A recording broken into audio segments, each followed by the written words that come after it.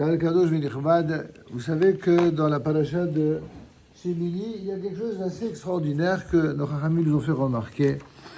C'est que d'un côté, la Gemara nous enseigne que, c'est une braïta qui nous enseigne que dans Masechet Megillah, à la page 10b, que Vahi Bayom Shemini, c'est quoi ce 8e jour auquel nous faisons référence? Ce jour-là fut pour Akadosh Baruch Hu une joie comme celui où ont été créés le ciel et la terre. Ainsi qu'il est écrit, ce fut, n'est-ce pas, le 8e jour. Au 8e jour, cette expression Vahi, comme il y a marqué Vahi, Vahi, Vahi à chaque fois qu'il y a eu un des jours de la création. Et là-bas, il est écrit dans Bereshit, ce fut un soir, ce fut un matin, etc. Alors, d'abord, bon, ok, on a compris qu'il y a un lien qui est finalement scripturaire, une identité de texte. Et ce qui est encore, à la limite, plus surprenant, c'est ce que dit le Gaon de Vilna sur ce Vahi. Qu'est-ce que c'est que ce Bayom Hashemini? Il dit un Tamil Chacham, un vrai Tamil Chacham, c'est celui qui a Shemini, c'est le Gava. Il a un huitième d'un huitième d'orgueil. Et là, on est très étonné, parce qu'on a pour habitude d'apprendre que, on prend un exemple, Moshe Rabbeinu, qui était l'homme le plus humble que la terre ait porté, et tout d'un coup, on nous dit que un Tamil Chacham, un vrai Tamil Chacham, c'est celui qui a un huitième du huitième d'orgueil. Alors, le métier du huitième, c'est pas beaucoup, mais pourquoi, Bichlal, on en fait cas? Pourquoi on fait référence à cela? Et quel rapport, Bichlal, avec le huitième jour, le Mishkan? Quel rapport? C'est que le Mishkan vient nous montrer la finalité, l'objectif, la réalité d'un résultat et d'une bracha. Quand on a réussi à réunir l'ensemble des tribus d'Israël et unis autour de Akadosh Baruch Hu, de sa Torah et donc de son temple, alors c'est la bracha suprême. Or, comment arriver à cette bracha-là? Si on a quelqu'un qui rase les murs, on n'y arrivera jamais. Si on a quelqu'un qui est hautain et qui est gava, on n'y arrivera jamais. Alors c'est quoi le message?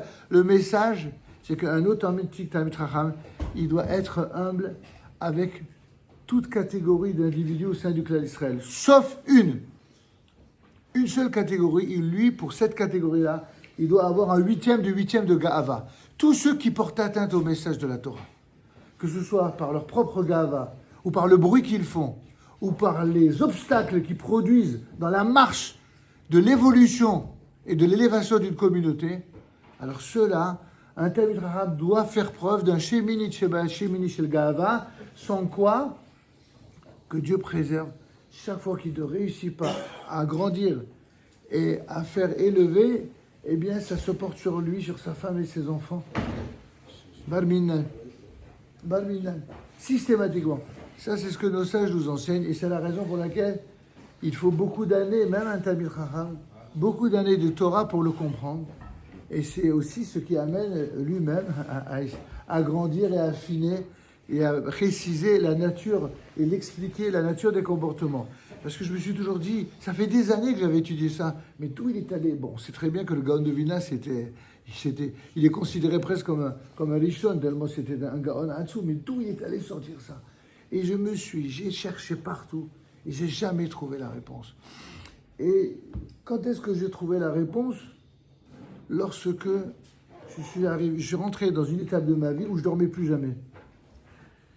Et j'étais toujours soit tracassé par un problème communautaire, soit par un problème de santé à l'intérieur de la famille. Et à force de souffrir de cela, j'ai eu un éclairage sur ce verset.